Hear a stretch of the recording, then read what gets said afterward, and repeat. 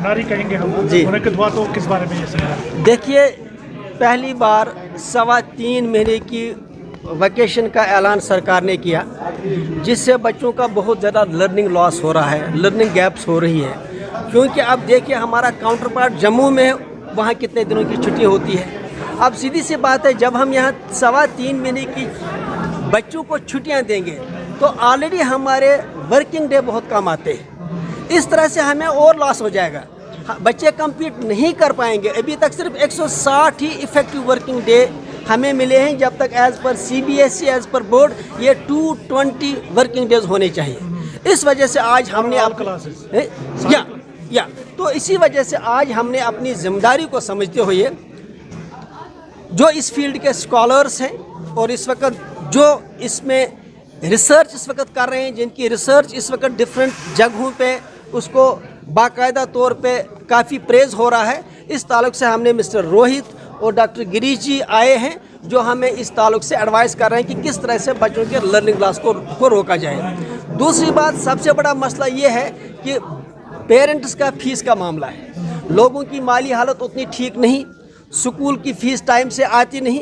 इस तरह से क्या होता है कि सबसे बड़ी प्रॉब्लम ये होती है कि जब स्कूल की फ़ीस टाइम से नहीं आती है तो टीचर सफ़र करता है, स्कूल सफ़र करता है, पूरा टीचिंग लर्निंग प्रोसेस मुतासर होता है। तो उसके लिए हमारे जो लियो वन इस गैप को पूरा करना चाहती है। वो एजुकेशन फ़ीस को रिवार्ड के साथ जोड़ना चाहती है।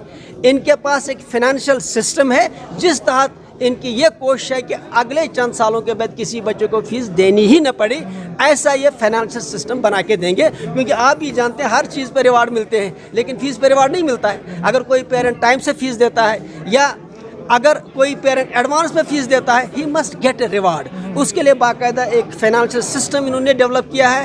हमने आज इनसे MOU साइन किया कस्टमाइज़ करके, ताकि कोई भी गरीब बच्चा फीस न होने की वजह से तालीम से महरूम ना हो। सर, अभी सर ये नया सेशन स्टार्ट होने वाला है, मार्च से क्लासेस लगेंगी, लेकिन किंडरगार्टन सेक्शन का एडमिशन सेशन स्टार्ट हो गया है। उसमें गवर्नमेंट ने लास्ट ईयर डायरेक्शन दी थी कि एक कॉमन एडमिशन कैलेंडर होना चाहिए। जो प्राइवेट स्कूल पूरा वायलेट कर रहे हैं, अलग अलग से शेड्यूल निकाल रहे हैं, अलग अलग से फॉर्म इशू कर रहे हैं, और फॉर्म का रेट होना चाहिए था 100 रुपये। कुछ स्कूल 600 चार्ज करें, कुछ स्कूल 800 चार्ज करें। कोई यूनिफॉर्म एडमिशन कैलेंडर में, एकेडमिक कैलेंडर की बात नहीं कर रहा मैं, एडमिशन कैलेंडर की बात कर रहा हूँ, जहाँ पे पेरेंट बिकम्स द विक्टिम।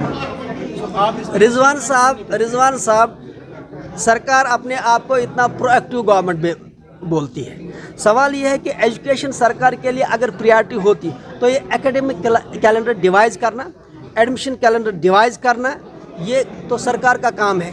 देखिए, अब इस वक्त जब सरकार अपनी जिम्मेदारी नहीं निभाती तो स्कूलों को भी इंडिविजुअल फैसले लेते हैं, जो कि सीधी सी बात है, उसके अपने रिपरकशंस हैं। लिहाजा हम इस वक्त भी कहेंगे कि सरकार इस मामले को सीरियस ले।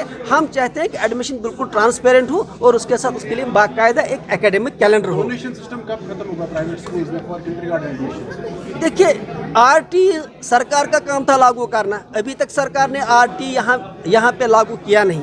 अब जहाँ तक अब डोनेशन का मामला है, अब इस वक्त जब पूरी एजुकेशन ही क्राइसिस में है, इस वक्त हमारे लिए इश्यूज़ ये हैं, अगर हम स्कूलों की फाइनेंस को और चोक करते हैं, दिक्कत ये हो जाएगी कि आखिरकार हमारे बच्चे जाएंगे कहाँ। या तो ये पूरे ऑल ओवर इंडिया, जो सरकार कहती है कि एक निज़ाम, एक तालीम, एक सिस्टम, कश्मीर में लागू क्यों नहीं हो रहा है? और फिर कश्मीरी एक अकेली जगह है जहाँ पे हमें 14-15 NOCs देनी पड़ती है, जो कहीं पे भी नहीं है। इस वक्त 2.5 लाख बच्चों के RR इशू नहीं हो रहे हैं, पूरा क्राइसिस है, लेकिन इस पर कोई बात नहीं कर रहा है। हम ये मानते हैं ये सरकार की जिम्मेदारी है, सरकार को इसके लिए बाकायदा एक डेट, बाकायदा कैलेंडर इशू करना चाहिए।